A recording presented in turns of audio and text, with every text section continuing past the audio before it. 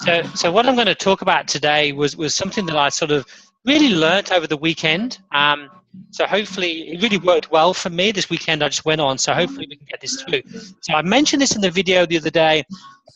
Ideally, I still believe that it's a bit like a jungle out there. So this is us, ideally, sitting on our journey to wherever we get to.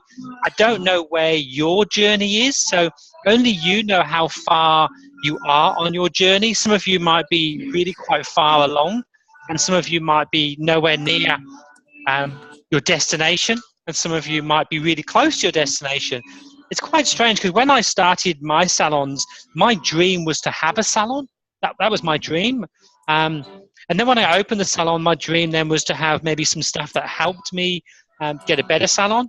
But I never really had an end goal, a goal of when is enough until I realized that once I could pay myself as much money as I wanted and work the hours that I wanted, then that really became my dream. So I guess if I could start again now, I think that if I knew what my dream was, I would know how many steps I need to get to my dream. So whatever your dream is, like Tammy's, for example, might just literally be, I want a salon with 3 employees and earn X amount of money.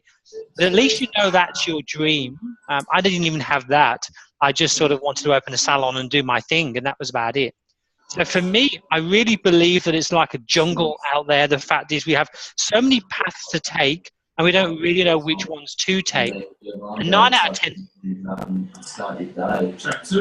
Good morning. You've cut out. I think I cut out because I think Sarah just messaged me, but it took me about 5 minutes for it to get through to my phone or not. I'm going to just take my phone off of here. Let me just for 2 secs. Cool. Okay, is that good? Yeah. Okay, cool. So, yeah, so what happens is we tend to be in swampy land an awful lot, which means we tend to get lost. We tend to sit in a place that we sometimes don't like. And really that beautiful dream that we're after does seem to be quite far away. But I believe that if you lock it in and work out how many steps it takes to get there, as long as you take them steps, you will actually get there. So for me, it always seems like that dream or that end goal is miles away, and it is huge. If you imagine that dream beach is just the other side of this mountain, it takes an awful lot, and you know it's not going to get there in a day.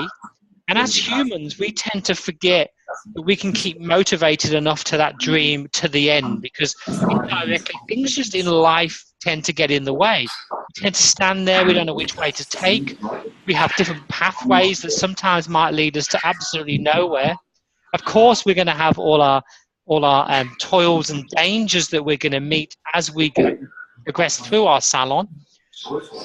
We are going to have dead-end roads that we can't pass anymore, which means that you're going to have to man up. You say man up to females? I'm not sure if you can say that or not. But I don't mind. Yeah, I think sometimes we make mistakes, but we're not big enough to admit it. I think sometimes if you realize you've gone down the wrong way, I think that sometimes it's big enough to go, hey, you know what? I made a few mistakes here. I have to backtrack a bit, which I know, Christy, you did. Yeah. And having that backtrack and then returning and learning to pivot fast is really key to this. So, yeah, we are going to make mistakes. There are going to be dangers in the way.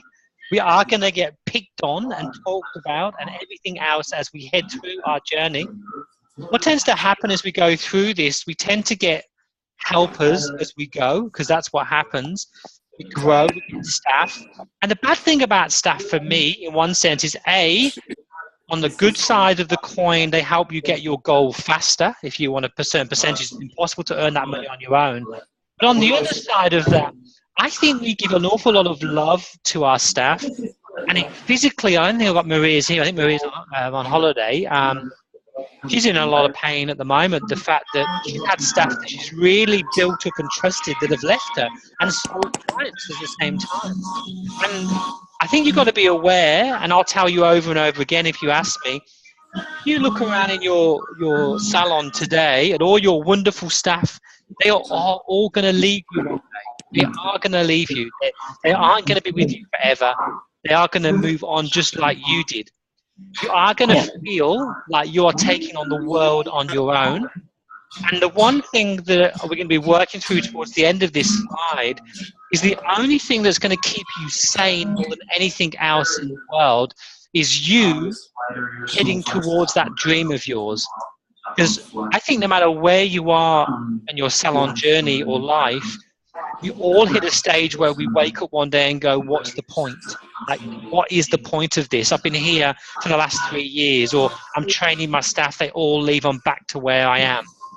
So unless you're literally taking that one action step towards your goal, I think it'll eat you away always, and it always will.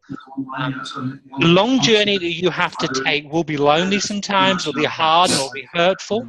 And the only thing we can hold on to, I believe, is that if you are that one step closer to your dream, to Eden, utopia, whatever you want to call it, it's the only thing that really that will keep you focused enough when you're putting fires out all day long.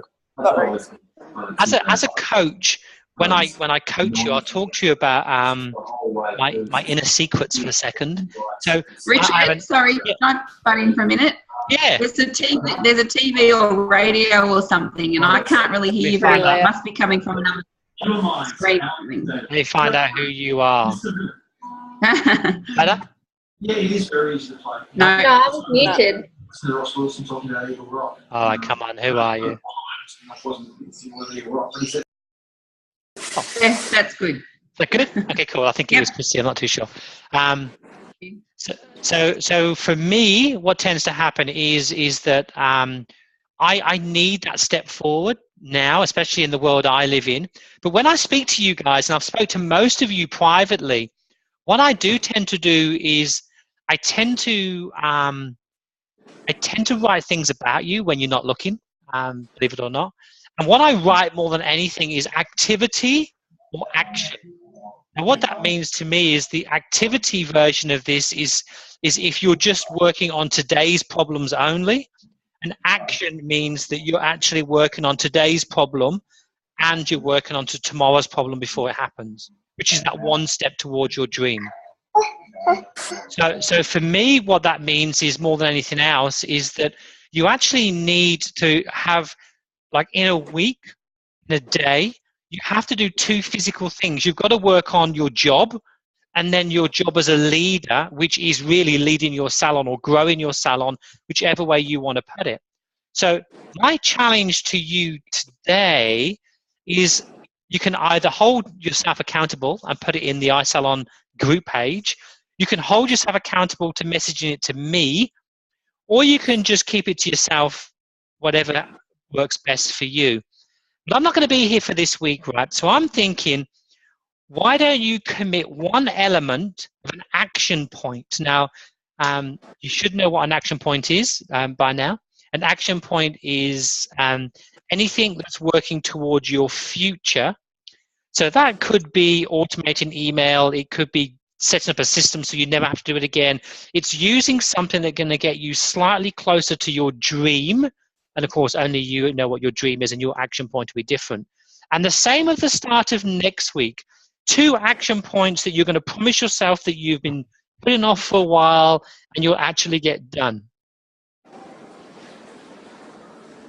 Any comments on that to anybody who's there? Mm-hmm. Anyone have any action points they want to share at the moment?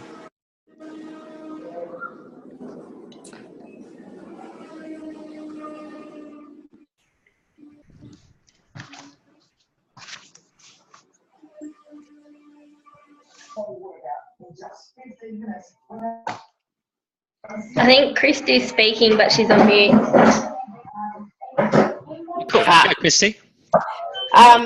One thing that I know that I've been procrastinating is, and I still am procrastinating, this idea of changing software providers.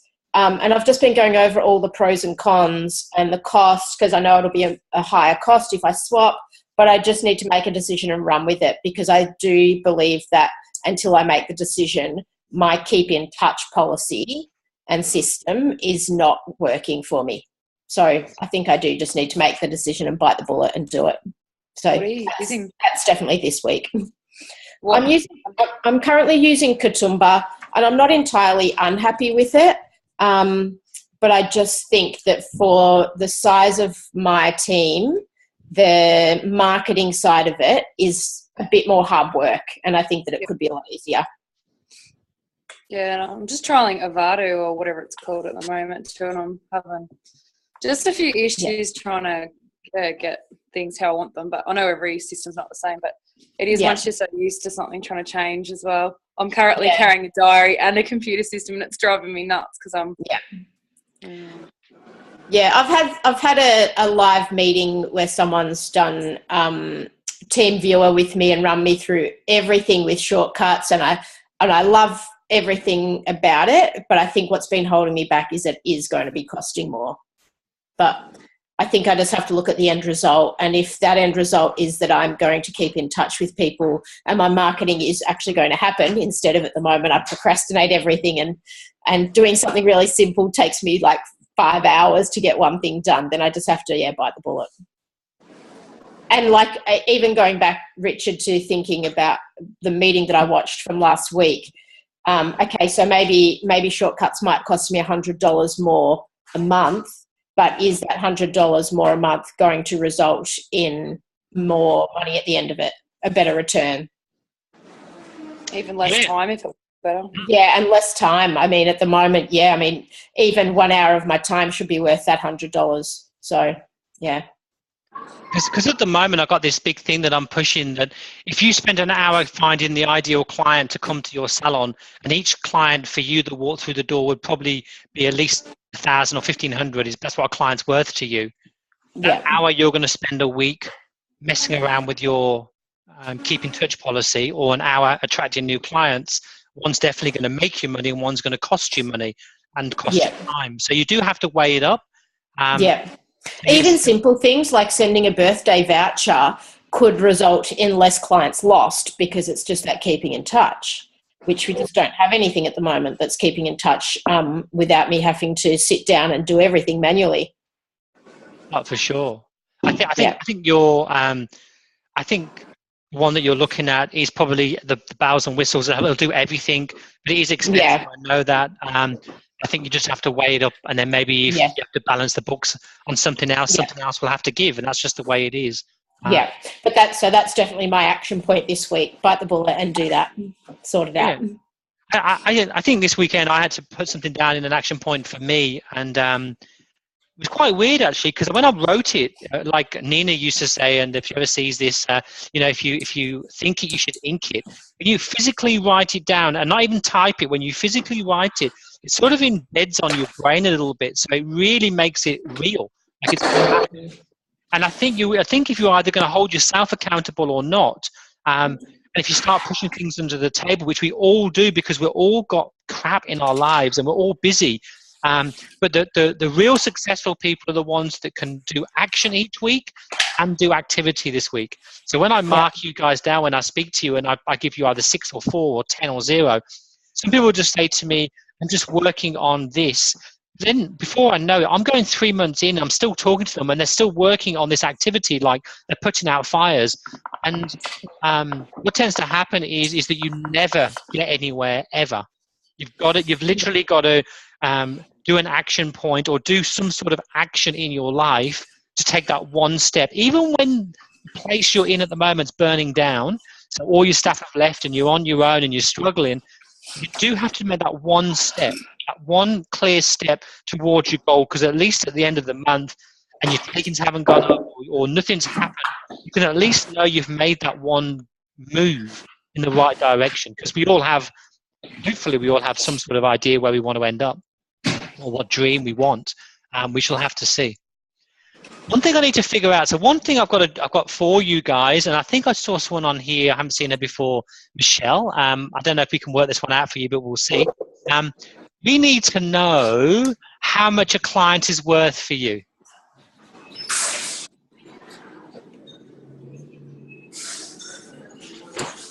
Does anyone have that statistic or that number to hand already? Do you know what one client is worth? I haven't done the numbers yet. Yeah. Like, if you've got enough history, you'll know how often your clients come. If they come every 6 weeks and their average spend is 100, you can work out how many times they come a year. And ideally, for a good salon, most people average will keep their cut and blow dries for about 2 years only. What was that again? Sorry. I'm going to mute you all. There you go. Cool. So what happens is that most people tend to keep their cut and blow dry clients for about 2 years. If you're attracting the right client who loves you, you'll keep them about 2 years, maybe before they get bored with you and your salon. Even though you've got Mary that's been coming for 10 years, we're just talking on average. So I need you to figure this out. So here's one of your action points if it's not. You need to know how much one client is worth to you, literally one client. And the reason we want to know how much that one client is, I want you to know that when your phone rings and you pick it up and you're speaking to a prospective client, that she is worth more than your free hairdressing, your $50 hairdressing, your even $150, because you know on average really what that one client's worth to you. Okay? I mute you all, yeah, because I feel like when I mute you all, I feel ever so alone. I'm really sorry, guys. I feel like I'm all talking to myself. But indirectly, knowing, like I did this figure out really quickly. Like for me, when I had my salon, my average client spend, so how much I made per client, was $2,000. That's what I made per client. So you can see by that that I only need 50 to get $100,000. Okay, it's not a lot. So all I have to do is just concentrate on getting, 100 people in my salon, and I'm going to be 100,000 richer, and then get another 100,000 in. You know, it's not that hard to get 50 clients to come into your salon. What is hard is trying to get clients to come in your salon when you're too busy doing other things, because that's what we do. You've still got to work 5 days a week and do other things as well.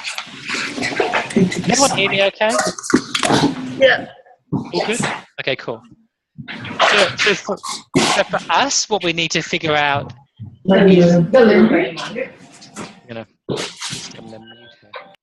okay, cool. That's better. So what we need to figure out, I did two sides of the same flip coin here. And what we wanted to work out was when you figured out the secret of attracting the client that you want. Now, we're not talking any client here. We're talking, if you've done your homework and you've followed what I've been talking about for the last few weeks, we're talking about the client that you're looking for. And you know how to find her if you have the tools. So if you know how to attract the right client, it's the only way to get your salon good, right? So we need to figure out for you, how good are you at your job? Because as a leader, right, we had this conversation all the time, like Christy has quite a few staff there. It is your job to fill your salon. Lots of people argue and say it's the staff's decision. I don't think it is. I think if you are the leader of your salon, it is your job to be in charge of sales. And if you're big enough, you'll eventually employ someone. If you had a group of 5 or 6 salons, you would get someone who does this for you. But at the moment, when you're small, so you're small like Tammy, she has no staff and Sarah has no staff. You are this small, it's your job. Hey, so it's your job to get as many clients as you can. And don't forget, you'll know what your one client is equal. Are we meant to be able to see the board? Can you see the board? Oh. No, you've got your screen up. Hold on 1 second. Tammy, well done for that. Cool. Is that better? Yeah. Hold on, let me just rearrange the furniture around for you. How's that? Is that better? It's a bit blurry. Blurry? Yeah, I got problems with my computer today, I reckon. How's that? Well, if not, you're going to have to take my word for it and I'll read it out for you. How's that? Cool. Okay. So I've been writing on here. I just did this a second ago while you weren't even looking. I didn't realise that. Okay. So how good are you at growing your salon? Each client's worth X amount to you. You need to figure out what that client's worth. How long do you think you're going to hold on to them for? And how much do you really think each client is going to bring into the salon to help you grow? On the flip side of attracting a client, I do hope, by the way, that you're half decent enough to keep your clients. I don't know how good you are, but there's no point in attracting them if you can't keep them. So you need to know, no matter what, you need to know what your retention rate is. And you need to know this really by the end of today. And your computer system should know this for you, right? It'll tell you what your retention rate is. It tells you how well your team is doing, okay? So this is going to show you how good you are at getting clients in the door. This is going to show you how good you are as a team. Yeah, because you, for example, like Tammy on her own, she is the team, so hers will be a bit skewed. But as soon as you get staff and your retention rate is out of your control, it's actually in the control of your team, it makes you realize, once you know what this percentage is, and this is a really important percentage, it has a real benchmark of how your team is doing, which is also how you're doing as a leader. Okay. If you're attracting the right type of client, so you know you're not attracting Mary who only comes because you send her a special, or you've got a quiet week and you've sent a special out. I'm talking about, you know, the real clients that you're meant to serve here. When they come, you will know how good your systems are. And the reason that that works here with your retention rate is, for example, if you go out for a chicken dinner tonight and you go and have the best ever chicken of your life, right? So it is beautiful. So we know indirectly that that chef, who also is the owner, is pretty good at what he does. In fact, he's very good at what he does. But the waitress, when she comes out, slams it on the floor, drops the fork up and puts it back on the plate, so you've now got to eat it with a dirty fork. Your main course was an hour late. They've messed up your bill. 9 out of 10 chances you are not coming back, regardless how good the owner is or how good the food was, because the overall experience of what you've actually achieved was below par. So by attracting the right type of client, you know the right clients are coming into the salon. But if your retention rate is not going up, your systems are definitely skewed a little bit through here, because you know she's good for the salon because that's the person you've been attracting. She is the ideal client. She's the same as all your top 30. But they're not coming back, or that's not growing. You know that your systems are poor. It means that you're not doing your job, or your team's not doing your job, and you're not seeing it because you're too busy working with your clients to realize that, I don't know, Tara is washing your ladies' necks and making them wet every time they come in, or they're not washing the colours off properly, or they're now taking 3 or 4 hours in the salon and you know it should only be 2.5. So whatever the reason is, if you've got the right client coming in, your retention rate should go up. Hey, like with that, that's a balance should happen, because the retention rate is really a certain amount. I'll give you the benchmark for that so you know what to stick around for. If you get the right client coming in, I don't know about you guys here, but if you get the right client coming in, don't you think your team will be happier? Like, I've been in salons. I mean, my very first job in Australia, I was shocked. I remember sitting there working, and I only worked to lunchtime. I couldn't go back after that. I just, it wasn't my sort of hairdressing, and I've never done that before in my life because I had the wrong clients. But if I had the right clients coming in there, I would shine, which means that word would go out faster, which means the retention rate would go up. But it also means I'm going to have a really good day. And I want to go to work because I know I've got these beautiful clients, because you are feeding the salon with beautiful clients. On the flip side, you'll have facts, like real facts to talk to your team with.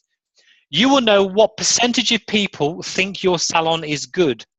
If you know your ideal client and you're taking them into your salon and you think your systems are good and you think you've got a good team, this benchmark that you've got here now, you will know instantly if these people like you. Because if I'm attracting, let's say, teachers age 35, and that's all I'm getting, if I could possibly be that great on Facebook, and you're doing literally teachers age 35 and that's all you're doing, your retention rate is 30, either your team's rubbish, your systems are rubbish, or they're not really good for your salon. You know, pink hair you're giving them is not cutting it anymore. They don't want it. So indirectly, the facts of your retention rate do balance up what you're attracting. If you're attracting the right client, your branding is correct. Like I said before, not many people come on one advert. They're going to check you out and go through all the journey. They're going to know that branding is good for them. Over here, if your rebooks are high and your retention rate is high, apart from the fact that you're going to grow your salon faster than anyone I know, it just says so much more about you and your team. If I was sitting here today, by the way, and I was a salon owner like you guys, and I looked at my retention rate and it was above, I'm going to try to where I can write this so you guys can see it. If you're holding on to anything above 50% retention rate, you are doing really well, like really well. The average is about 17. I think a middle range salon will get to about 28 to 30. If you hit yourself to 50, you're doing really well. So 50 plus, you're storming it. If you've got your rebooks high as well, you will know what sort of salon you are because you will look in your bank account and you'll know it's got some money in there. Okay. If you feel that you're a little bit struggling or it's not going too well, I would put down your retention rate is low or your rebooking is low. But at least it gives you an idea of where you need to put your energy into that. Because if your rebookings are low, you work on your rebookings. If your retentions are low, there's lots of things you've got to figure out. But if you don't get that ideal client in, that's why I harp on about attracting the right clients. Because if I literally brought in cheap clients, it's going to skew that retention rate no matter what, because they're not meant to come to you. They're just using you because you're cheap. As soon as you put your price up, they're gone. So the whole idea is the right client that comes in, then it's your turn to perform. And you know. How do you break up with clients, Richard? Like if there's someone that gives you the shits that comes every whatever and whinges about everything, how do you get rid of, like say if I was trying to get rid of a few myself, what are some good tactics without sounding like a snotty nose? Or I don't know, do you have any tips? No, for that I'm a coward. I am. I did sack one person and I let her back in the end. About 3 years later, I let her back in. But I think you should be really honest. I wish I'd done it a long time ago. I wish I really said to her, look, we're not really suited. End of. Mm-hmm. I've done it once. Yeah. Good. Exactly what How'd you do it? I just said to her, I said, listen, I'm really sorry, but I think that, there's so many different hairdressers out there. And I said, I go to different hairdressers for different things. And we're obviously not matched in our style and taste and And, there'd be plenty of other hairdressers out there that want to do thick, chunky, stripy foils and really bad layering. I didn't say it like that. But, I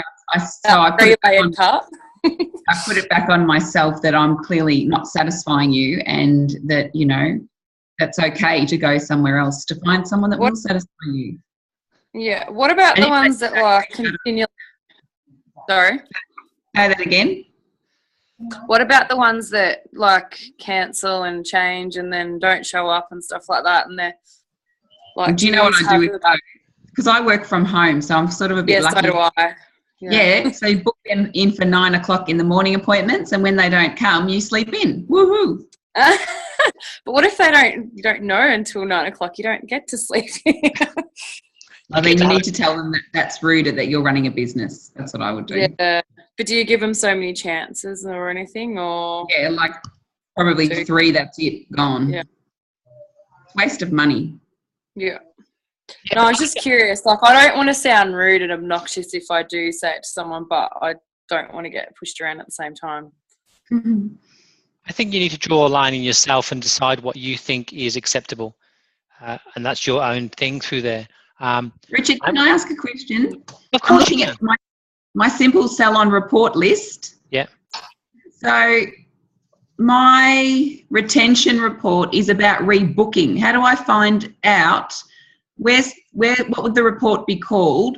Because I don't rebook everyone, but they ring and come in again. So how do I find out that report where I can see they're returning? Return clients. The client retention report will say clients who rebooked any time in the future with the same operator. On Simple Hang on. Salon? Yeah. Okay. So where you were, client retention report, Yep. and there's 1, 2, 3, Oh, 4, yeah. 5 Clients of the who reports. rebook any time in the future. Okay, so that doesn't just mean, yep, got it. All right, thank you. Cool. I mean, I think I saw Christy says her retention rate is 76%. Is that right, Christy? I muted you and now you get to type for a little bit, like you're in the naughty corner. I would really, like, I know you've got a really great salon. I would still really doubt that. I would really sit there and go, hey, I don't believe that. I would 166. Yeah, I don't believe that either. I don't believe it, and I'll tell you why I don't believe it. And I'll give an example. You've just done it perfectly. You've still got it muted, I think. You're 66%, hey, right? You haven't been in business a year. No. So what's it actually telling you the retention rate is? The people that have booked, 66% of clients have booked at any time in the future. Okay, so your rebooks are 66%. Sorry, I had to come outside. My cleaner was vacuuming. Oh, the modern problems we have. Can you see this if I do that? Or no, you can't. Oh, hang on. If you hold it still, hold on. Nah, I can't see it at all. It's just a big blur to me. Can we share our screen? So my monthly retentions normally say about 56, but my year's retention, when I did my annual report, it says 76%. Yeah, I just don't believe them, which is awful to say. I don't believe anything at all because, for example, how many new clients did you get this month? We did this one the other day. Who? Christy, how many new clients did you get? Sorry, I don't remember off June's. I'm currently at 44 for July with a week cool. to go. So let's just round up to 50 a week to go. So if you do 50 clients a month, that means you're getting 250 clients. 250 clients a year. And if you're running 50 clients a month. Yeah, 50 clients a month. Is that right? No, times that by 12 months. Yeah, times by 12 months. I'm just rounding it up through there. So, 600. Okay, 600 clients. So, and you're going to keep at least 2/3 of them. So you're going to keep 400 of them people. Mm-hmm. Okay. So you're going to keep 400. And how many years you've been in business? 7. 7 years. So you should have that many active clients that are still in your salon, if that's the percentage you are. Yeah. Okay. Does it make sense? So if you worked out that, what's that? 28,000? Is that my maths? Yeah. So I wonder how the system does the retention. I don't know. I've never found one yet. For me, the only way to really figure out, I believe, how to hold on to retention is work out how many people in your database at the beginning of the year. Work out how many people in your database in the next year. You can only go back a year at a time. If they haven't come in a year, you can't count them. Does that make sense to everybody what I said there? Yeah. That to me is the only real way how many people have physically walked in your door from 1 year to the end of the year. Yeah. And of course, if you end up with 1,200 in year 1 and year 2, I believe, let's say you've got 1,400, you're growing in one sense, and then you work out how many new clients are out of that, and then that'll decide how many regulars are still there. It's a long way round. It's the only way I've done it through there than anything else. I'll break that down for you and I'll get it all sorted so you can know how to do it. Okay, back to a second through here. Okay, if you know what they want, you can build your salon. So if you know what them clients are actually after, you can build your salon. Okay, really easy around the clients. So for example, if you know that every single client, all the millionaires in your town, the one with all the money, they like to listen to John Bon Jovi when they have their hair done, wouldn't you play John Bon Jovi when in the salon? Like, you build the salon around them is the key to do that. Who's living by a train? The facts down here is if your retention rate is high, okay, it means that your salon is very consistent even on your worst day. I know I have bad days where I don't perform, and sometimes I'm so busy I think I don't even have time to check my haircuts. I don't even know how good or how bad they are.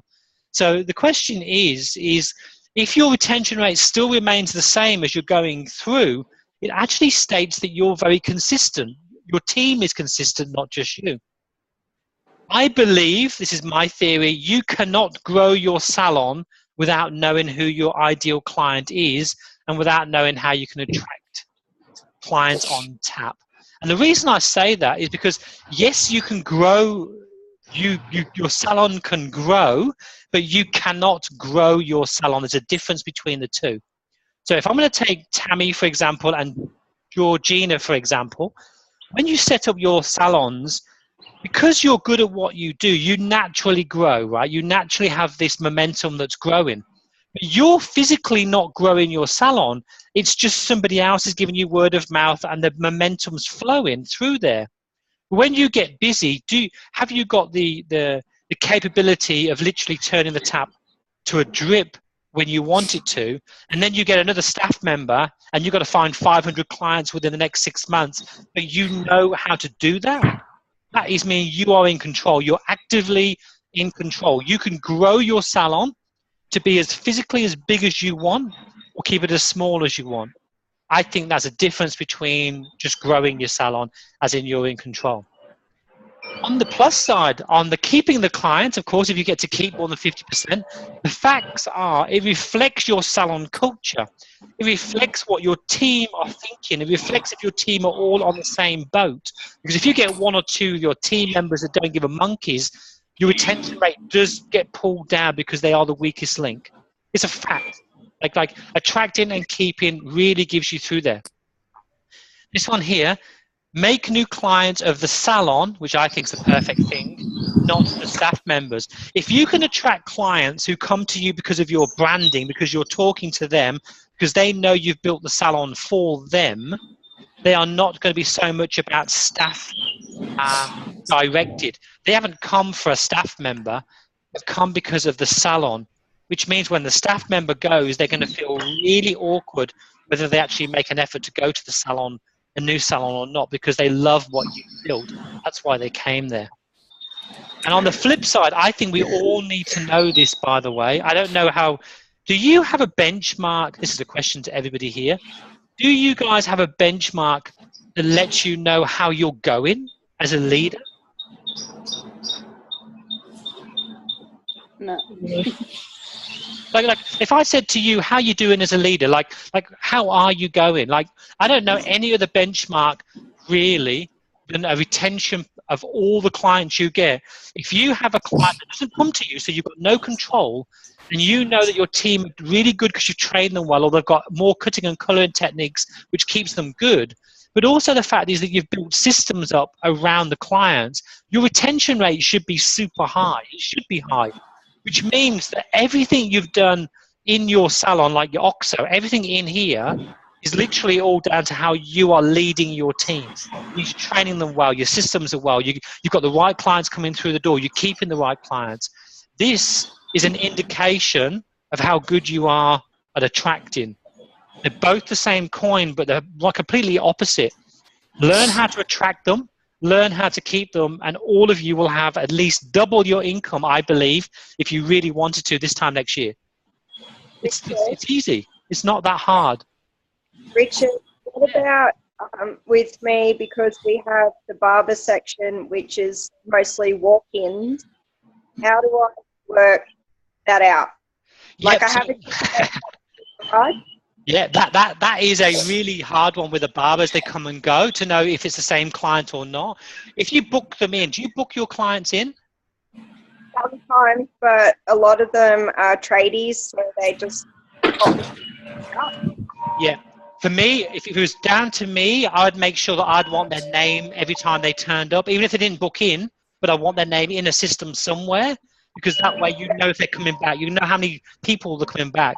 You know, if you're doing Bob and he comes back 4 times a year, you know Bob's still coming back. You need to know. That's really hard, so I can measure it that way. You can measure it that way? Yeah. Yeah, cool. And that's the way to find out is, and if you work out how many people you did in a year, like even if you do this quarterly if you want to, how many people actually come in, and you'll know the names, you'll know the ones who haven't come back anymore. Your computer tells you who's not there. and you need to get them in the system, because the retention for me is literally just means that they like what you do. I mean, we talk about rebooking, which is really good because that holds the retention up. It also means your money's in the till because clients are less to walk away. Your retention really tells me that you're attracting the right client, because on this side, for example, if we got your ideal client by the bucket load to come in, the retention rate would be good because you're fixing their problem and they love you. Okay, who's got the chimes going on? That's me too. Yeah, you're right, musical. Are you in your garden with like a mystical thing going around? Yeah. Yeah, actually. It's all right. Yeah, see. Wind Ah, chimes. cool. Yeah, wind chimes, cool. And that's so if you got the right client coming in, your retention rate's going to be bigger. If it means that every client you get, I personally believe, this is just me, 50% is pretty sweet. Like I say, if you hit the 50% mark, that means for every 2 clients you do, you're keeping 1. It's as simple as that. Like it's and all you need to do, it's a numbers game. If you picture this as a numbers game and you know that you're keeping yourself half the clients that come in, if you could do an advert that got you 100 people and you're going to be keeping 50 of them, you just need to times that by really what your average bill is and how many times they come. That's visits. Okay? And that'll give you a figure. I'd be very surprised, unless you're a barber, sorry Felicity, because barbers have a smaller spending, but they might come more often. But if I would think anyone here, I would say that you're definitely getting close to $1,000 per person. I'm talking ideal client here now. Yep. Yeah, your ideal client. Your ideal client is usually a lady that has a colour or foils. They come at least every 5 weeks, some 4, some 6, but on average 5. And that's a lot of times. That's 10 times a year. So all you've got to do is get $100 off them 10 times a year, and each client's worth $1,000 to you. So if I was an owner, wouldn't I want more of them? Yeah. Tint. I mean, let's be honest. A short-haired tint cut and blow dry is probably the perfect one. You could probably do maybe a one-man band on their own could probably do 15 a day, I reckon. Easy. And you reckon? Don't shake your heads at me. I'm sure you could. No way. Yeah. If you had people blow drying for you. No. Yeah. No, you can tint. Start at 6 a.m., finish at 10 at night. If you put your tint on, you got to wait half an hour, put another tint on. By the time that's done, get this short hair. Never short hair one's out. Half an hour come blow? Surely. That's how I work. Yeah, get them in and out. Anyway, but apart from that, but indirectly, let's just say $100 per person, get them in.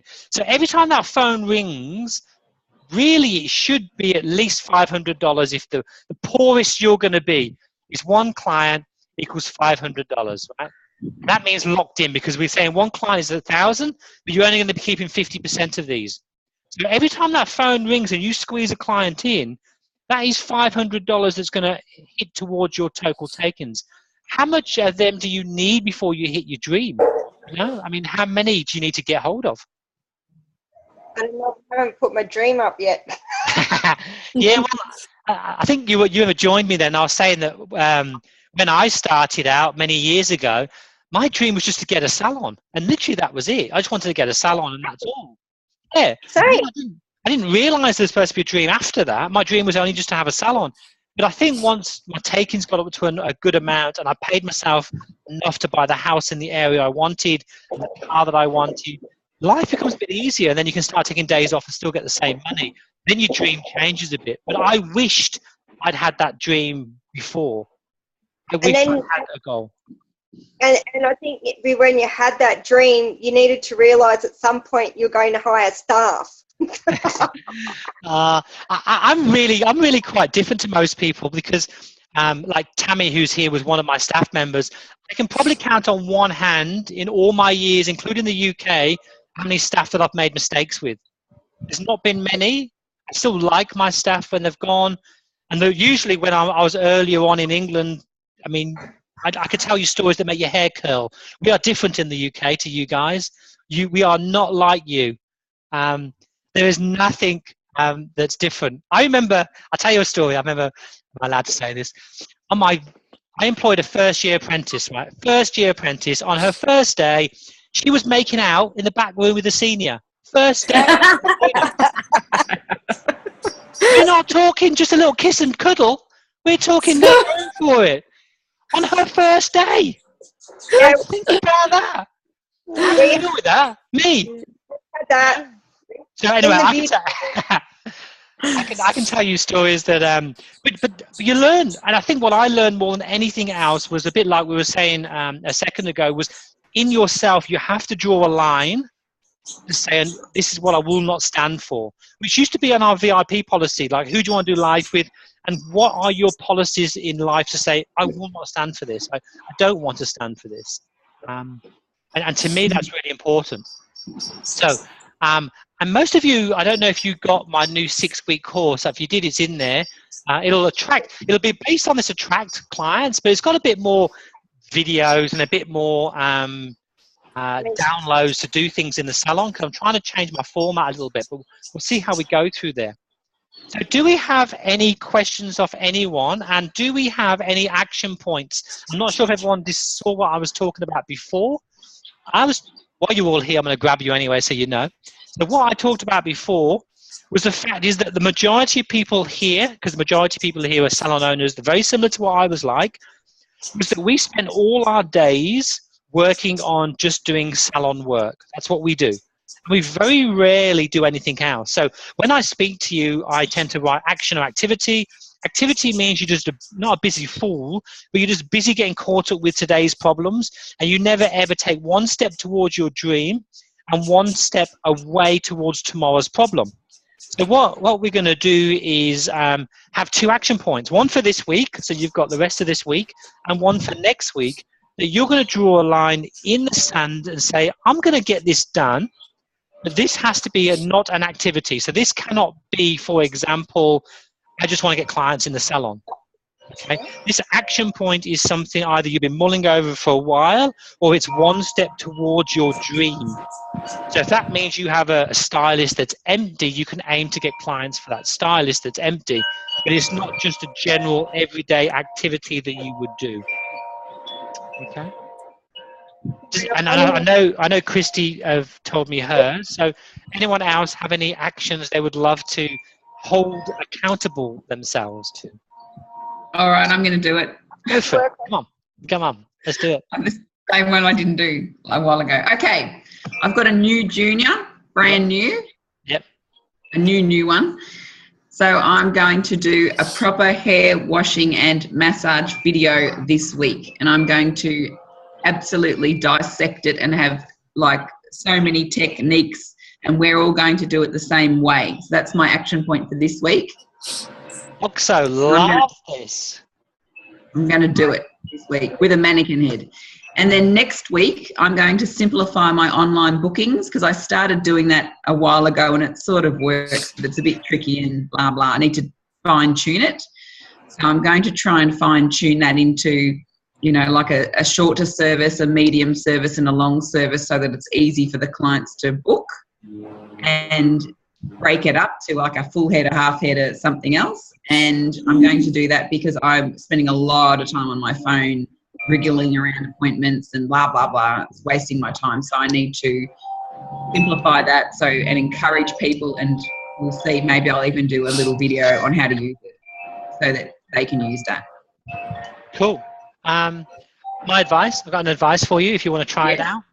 I think that we don't know, and I know we used to use this in our salon quite a bit, because there's nothing worse than the phone's ringing, you're really busy, you're pumping, and 25 questions from the junior of what your hair's like, shade by shade, length by length. So if someone called up for highlights and a cut and blow, we always booked in a medium and a cut and blow without fail. Yeah. So if she walked in short, you're bonus. If she walks in long, you've got to make it up with somebody else. So if you try and condense that online to just tint oils and make the time a medium, you should be able to work out your day pretty well without asking them a 55 question questionnaire just to book an appointment. And let's be honest, most people would say that this lady here, Christy, has short hair and you've got long hair. And I'd class your hair as short as well, Georgina. Yeah. But your hair looks like it's thick. So really, I'd class that as medium. Yeah, well, maybe even thick. you'll take longer than someone with medium fine hair. So it is so hard. So I think that you can condense it. Try and imagine that you're talking to a 5-year-old or an 80-year-old. And if they can pass the test, then you're pretty good. Well, I thought I would condense I'm it. cold. Time-wise, like a regrowth colour for me, I can do fairly quickly, say a half an hour service. Yeah. And then like a half a head of foils to me is a 1 hour service, and a full head would be an hour and a half roughly, So I thought if I kind of group them into those, that's my plan. That's awesome. Okay, so hopefully by the end of next time I see you, because I'm going to be away next week, and the time after that when I see you, I'm going to ask you if you've had that done or not. Okay. Okay, and do you know what I was going to do? And I might do it next week. I'm not sure if you guys are going to help me do this. Tell me what you think. I reckon you need a punishment when you get it wrong, hey? I was just going to say that. Do I get the strap if I don't? Yeah, well, I reckon. Yeah, well, I was the evil laugh there. There's What a about an encouragement? We have to do a video Yeah. on our Facebook. What? Sorry, what was that?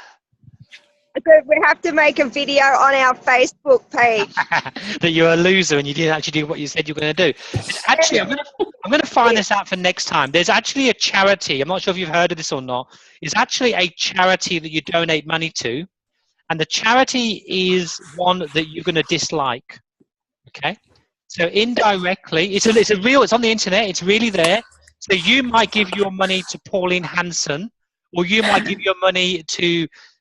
Like, we're talking really awkward ones where you'd never donate to, right? Ever. So I think you would have to offer that as I will give £20 to Pauline Hanson's campaign or to Donald Trump's campaign and things like that if you do not do your thing. And it could be, there's actually ones on there that go for dog cruelty and go for greyhound racing or whatever it may be. Ones that are a bit awkward. But you know what? There's nothing worse than you not do it. So that's the whole point is that you say, I'm going to give this money if I don't hit it. And then that really is a point. Consequence. Yeah, it's like, I do not want to give my money to these people. It's got to be better than doing the bucket of cold water in the back garden, hey? Ice bucket challenge. Yeah, definitely got to be better than that. So cool. So if anyone wants to hold any more action points that they're going to do, or while we have the next few minutes, it's a free for all. You can ask me anything you want to help you get to the next step in wherever you want to get to. I've got one question, Richard, for the Facebook. Say, like, if I've got my plan for the week and I've got a post, an ad, and then 2 more posts. Yep. When I do the ad, if I'm going to have that as an offer, say a bundle of a cut and a colour and a price, do I just do that as an ad from my advertising page, and that doesn't actually get it posted to my page for my other clients to see? Oh, so where are you putting this ad? So if I'm doing post, which is just, a picture of work and a bit of a comment on my wall. Yeah. But then when it comes to do the actual ad, and that might be like a bundle, which might be an offer, or, so that might be a discount or a promo. Does that then not go to my wall? Does that just get put as an ad and I just boost it like in the local community? Because if that then posts to my wall and my clients see that, then they're going to want their hair done then at that price that week. Cool. So for example, I'll give you a good thing and a bad thing, and then you can decide on this. So if you're going to target this of people who live in your area, and you live in that area, you're going to get the ad. Yeah. It means that if it goes onto your page, will some of your people see it on your page? Yes. And people, and your clients are in this area as well, hey? Yeah, so I thought, if they were to see it as the ad and mention it, then I think, that's totally fine. But if I post it to my wall, then obviously a lot more of my clients would see it. And, and then potentially they would want their hair done at that price. Why don't you just do it for new clients? Yeah, to put client offer. And then have a special referral discount for old clients. Yeah. They might encourage the new clients to come, and then they get $20 off or free something or other. Maybe you might have something ready for them in case they want to say, oh, we could do this. Yeah, because that's what I just always hate that it looks like you're always, giving something cheaper to new clients instead of looking after your loyal clients. Yeah, I It's agree. like when you try and change power companies and then they offer you what the competition's doing. It's like, well, if you just did that from the start, isn't it? Well, Yeah. I have club points for my existing clients. So for every $100 that they spend in my salon, they get $5 like you do at Duck. And they seem to be pretty happy with that, so they're not too worried about what special that I put on. Mm. Okay, cool. I'll tell you what I think, what I would do, and you can copy that if you'd like to. Did you see my little drawing here? Can you see that? Or was it a bit blurry? Mm-hmm. Yeah, I can see that. Okay, so I would today go into your, especially before you move on to shortcuts, go into where you are today and export all your client details and put them into Facebook. And I would create an audience out of every single person that you have in your computer system. You can do that very easy. How do I do that? So export their info. Yeah, so if you go onto Facebook ads and you can create an audience, it'll say what audience do you want. Do you want to put pixels on your website, which you should have, by the way. If I've educated you well, every website should have a pixel on it. Anyway, we can come to that another day. But you can pull out and make your own audience, and you can export or import any addresses you want. You can do your what's in your iPhone if you want to do that, but whatever it is. All you do is you export them all into a CS file out of your Katomba, and then you put them on Facebook. So let's just say you've got, 5,000 people in your database? Yeah, probably something like that, yeah. Okay. Let's say 5,000 people, which, by the way, if you want to just do an advert to them on Facebook, that's another one, by the way. Well, you can, if you're clever, you could pull out every client that's never come back, which let's say is 3,000, and then all your clients now, let's say, is 2,000. You can just target your 3,000 if you want to one day, but anyway, let's just do the whole 5,000 for ease sake. And then this actually sounds really good because, like what I've found in the last few weeks, what I've been trying to work on some of those reports, like keeping in touch. I think I said this to you. So many of them have ticked not to get promos, so I can't send them an email anyway. Yeah. So this is a better way to do it. Yeah, you can upload them today, send an advert out, and then delete them because obviously you can update this weekly or monthly, whatever you want. So what you do is you create an audience of everyone that lives in your area. That's what you normally do on Facebook. Yeah. You do a 5 or 10K radius of women between 18 and 35. And then you can say, but do not target any of my 5,000. Ah. Yeah, so you can either split this up into non-active clients and active clients. So you imagine, let's just say you've got 2,000 that you've lost, 3,000 now are still yours. So you've now put them in separate. And then when you do this, you just don't really want to attack your clients, but you can include the other ones. It's really easy to do. It then means that you can Facebook all your old clients and anyone who lives in the area, but it will not pop up on any person who is a client of yours. Okay. So I think exporting them from Katomba, that's probably the easy part, but then importing them to Facebook, is that easy? Easy. Okay. So easy. You have to create an audience. It tells you what audience you want, and you can just say, just upload it, and then you just put your CS file in there because your CS file will just be on your computer, on your desktop somewhere, won't it? Hey. So where's that actual part? Where do you find that part on Facebook to do that? Yeah, you're going to get me to do some work now, aren't you? I think in the adverts manager you can build the audience. You can, and you can build loads and loads of audiences. So I think I need to update my computer though and run off something different because I'm running off the old version of Facebook, which doesn't have as many options as what yours does. Yeah, and I know we only have one pixel now, but I mean, I don't know if you knew that. That's why. Hey, why is Richard doing video on Facebook? Does anyone know why I'm doing video? I know that you get a lot more views and stuff. I know Facebook have these settings where different things get shared more, things like that. Yeah, like Facebook love video at the moment, so they've got these 2 buttons in there. And one of these buttons I've set, so if you watch my video, I am sucking all your information and putting it into a little file, right? So I know that you're interested, and I can give you 5-second view. So I am collecting information on anybody that's watched 70% of my video.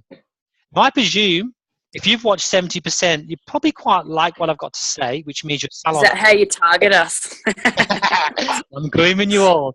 But indirectly, Facebook. Can you see? Can I ask? Can you see then? Because last night I watched a few of your short videos that are on Facebook. Can you then see that I shared them to somebody?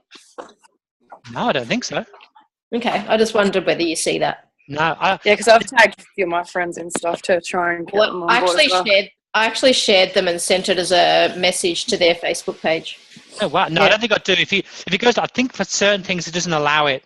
So it's Okay. only the ones on Facebook. My video ones I don't, but my video ones are doing something different. But on a normal Facebook, if you put a video, so if you're going to do a how-to in your world, or if you're going to do something that you're going to give away, like a PDF or whatever you're going to do, if you do it in a flipogram, like I think Tammy done a video one, if you upload that direct to Facebook, people who see that and watch it, people are going to be interested in you, I presume, or interested in what you have. So let's just say, for example, we're going to play around just willy-nilly. We're going to do a August campaign.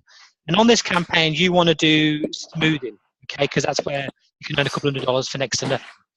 So what you do is you put a video out of people who had their hair smooth, before and afters.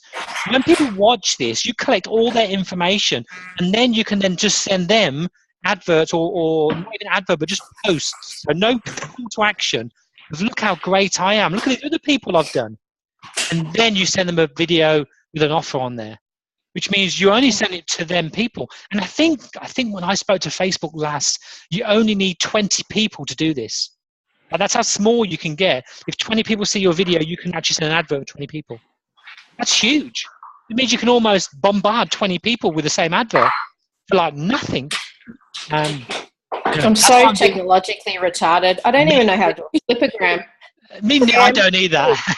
But I'm just going through the stages with Facebook, and I'm trying to learn. We talk about action activity. I'm trying to learn one thing about Facebook every week, just one thing that I can add to my repertoire every single week. And then when I found out with videos, it's awesome. I like pixels, by the way. I don't know whether you can put pixels on your emails, you can put pixels onto your website. So as soon as you hit your website, you have their information in Facebook. You can do that. So what's pixels? Pixel is a hidden code that you go to Facebook. You have one and I have one. You go into, let's say, you copy it, and so it's sitting on there on your cloud, on your mouse. And then you go onto your website and you put it on your header, which is really easy to do. And anyone who goes to your website, you now have their Facebook details. It just sits there on your Facebook. Oh, wow. And that pixel, then you can go, whoever goes to my front page, whoever looks at my prices only. So now you're collecting data on people who looks at your prices, which they checked you out even more. And people who went and looked at something else, you have 3. And then you just start sending adverts to them. It's free of charge. Facebook want you to do this. They don't want you to send adverts to everybody because you're just sending out the wrong noise to the wrong people. So that's why when we talk about getting the right client, once you know that client, if you're talking in that language, so for example, if you're talking to a 35-year-old teacher with 3 kids, and anyone who clicks on your thing is that, all you've got to keep doing is doing cheap, small ads to talk to them. So can I just simplify this? So say this week I've had something like 20 new views on my Facebook page, but they haven't all liked my page, and I don't obviously know who those people or who those views were. By having a pixel, it will have collected that information. And I don't know whether it works on your Facebook page, but what you can do is if you click if you click if you put a post up, when you have these big posts like this, but you only see half of it, and you've got to hit more. You can put your pixel on. You can put you can put a pixel on the click. So you can say anyone that's clicked on my advert or clicked on my post, you can start collecting their data really easy. Yeah, I hate going on them ones because I hate it when you want to read a story and you have to click on it and then it takes you off to this other page and then I end up just clicking on it again. they do that and okay, just we're going to get a bit complicated here. I don't know if you know this or not. Did you know now we have the power of Facebook, not me of course, that if you click on anything of mine, so for example, I have a pixel on most things because that's just our anal. If you left my website now and you go off and you're going on to, I don't know, something on a website that's not Facebook, so let's say it's going to be something completely different, I can follow you around the web quite easily off Facebook. It's just crazy. And when you pay for an advert now, it'll say on there, do you want to follow people around the web? So they'll follow these people wherever you are and pop your advert up out of Facebook now. Yeah, and I mean, I know that there's things like that because I always wondered how it happened that, you know, you might have clicked on something online. I mean, say hypothetically, I've looked at going on a holiday and then everything that I then bring up on my internet, there'll be a picture of that bloody holiday that I can't go on. Yeah, Thailand for the next year on your thing, and you're like, damn Okay, it. cool. Okay, cool. Yeah. So that is what a pixel is. All Right. these people have pixels that they put on their website, and if you visit that website, they've now got all your information, and they're going to follow you wherever you go around the web if you want to, and you can do the same on a smaller scale. So it means that if you know someone's looking at hair smoothing somewhere, hey, guess what? The next day you're going to pop up in their Facebook page. It's really, really good, but that gets quite complicated. But in general, nice and small, and you should have pixels on your website, by the way. So how do we make a pixel? How do we make a pixel? If you go onto your Facebook page, and you go onto Ads Manager and Tools. Is that in your page manager? Your business page? Yeah, Okay. so on any Facebook page you've got, so if you go on and you hit Ads Manager, you will see Ads Manager, Audiences, Pixels, or Audience Insights. You hit Pixels, and that'll have all your pixels on it. Okay. In fact, it might be easy. You're actually online, aren't you? Why don't I just do this while you're online? I'm not online. I'm on my phone. Okay, no, you can see me though. Hey, I'm just going to get rid of myself for 1 second. If I can find my Facebook page, it might make it really easy that way. Why can I not even see my Facebook? Oh, cool. There we go. No, my head's hurting already. Can you see that, my Facebook page? Yep. Okay, cool. So you go down to your Ads Manager, and you click on your Ads Manager. And then up here on the corner, you'll now have, when you click that, Ads Manager, Pixels, Audience, and Audience Insights. So where you put your audiences, that's where you want to make an audience. So you can make an audience in here, which is where you'd upload one if you wanted to make one. Your CV file, right? Is that right? That's that it. we Yeah, upload? yeah, your CSV file is exactly what it is. But for example, here, where am I going to go to my pixels? Here we go. You only have one pixel. So when you go in here, I can say, view my pixel code, and that's my pixel code here. That's it. That's all it is. Just a tracking code you put on your website. And you put that on your website. Say again? And you put that on your website? Yeah, so you have to have like a WordPress website plugin in there, and it just goes straight in. Or put it in the header. You got did you say you got WordPress? I've got WordPress. Yeah, cool. So, and then in here, I can make with that pixel anything I want. Or they can view my website. I can do video reviews or whatever. I can do people who haven't visited a certain amount of time. I can target people who have been to certain web pages of mine.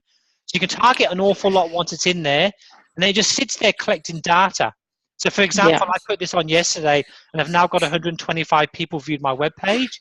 So I have that information now. I started on July the 19th, and I've got 277 people that I'm going to target next week because I know they're all interested in what I put on Facebook because I'm directed them there. That's great. Okay. But anyway, there we go. Like I said, on our module 6 of the new modules that's going to release, I'm hoping to get a lady who's going to teach us all this.